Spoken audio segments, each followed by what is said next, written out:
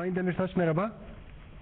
Merhabalar, iyi yayınlar. Teşekkürler. Sayın Demirtaş, öncelikle Kürt halkının en çok merak ettiği soruyu sormak istiyorum size.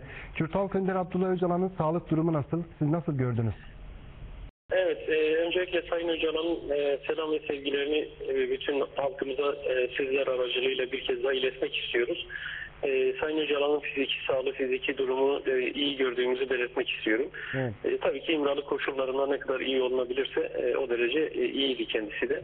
Evet. Morali de heyecan da yerindeydi. Herkese selamlarını özellikle iletmemizi istiyordu.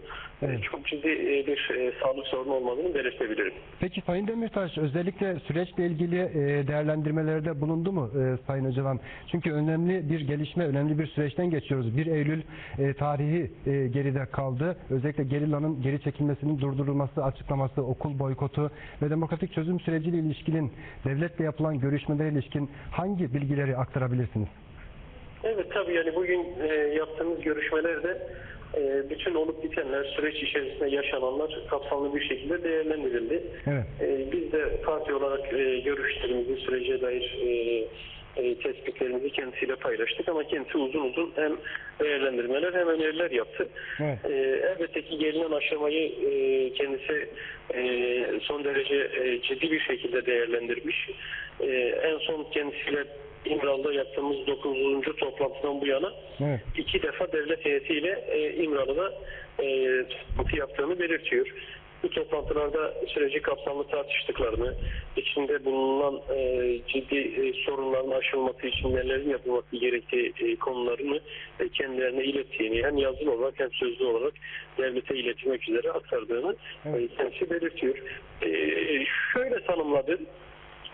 Geçen bir yıl boyunca yaptığımız çalışmayı diyalog olarak tanımlarsak bundan sonra artık bu diyalog aşamasından çıkarak derinlikli, anlamlı bir müzakereye dönüştürmek gerekiyor. Geçen bir yılı bir kayıp olarak değerlendirmiyor. Evet. Ama bu diyalog son bir yıllık diyalog sürecinde henüz kesin kalıcı çözüme de ulaşılamadığını herkesin gördüğünü belirtiyor. Evet. Dolayısıyla evet, kayıp bir yıl değildi.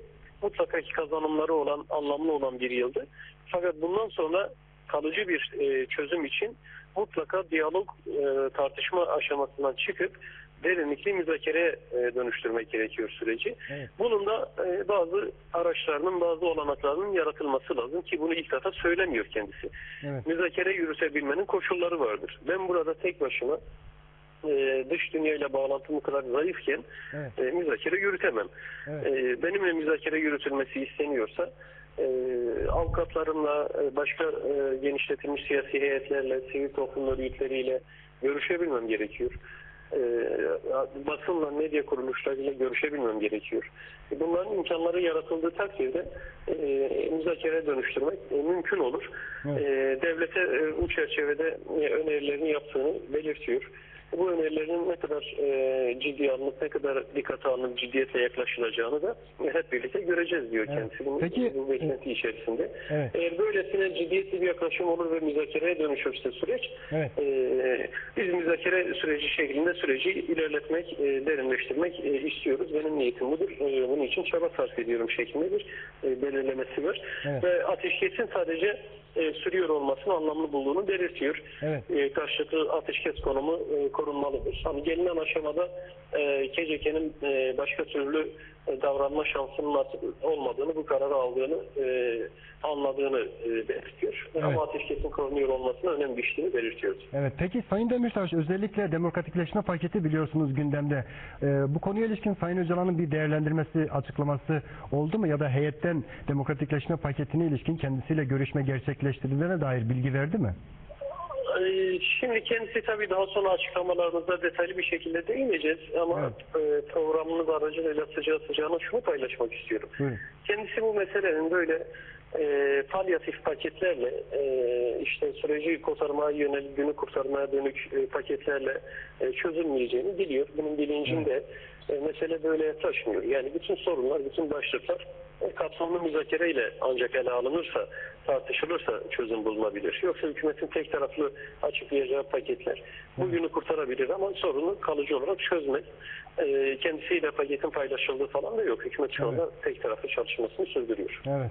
Sayın Demirtaş, çok teşekkür ediyorum katıldığınız için. Biz de yazılı açıklamanızı takip edeceğiz. Teşekkürler. Ben teşekkür ediyorum. Bir kez daha Sayın Öcalan'ın selamlarını, sevgilerini sizler aracılığıyla bütün halkımıza iletiyorum. Televizyonumuz çalışanlarına da özel selamlarını iletiyorum ayrıca. Teşekkürler. Teşekkürler. Evet izleyiciler, Sayın Demirtaş, Kürt halk önderi Öcalan'la görüştü. Öcalan'ın hem Kürt halkına hem Türkiye halklarına hem de televizyonumuza selamını iletti. Biz de selamını alıyoruz. Teşekkür ediyoruz. Bültenimizin sonuna geldik.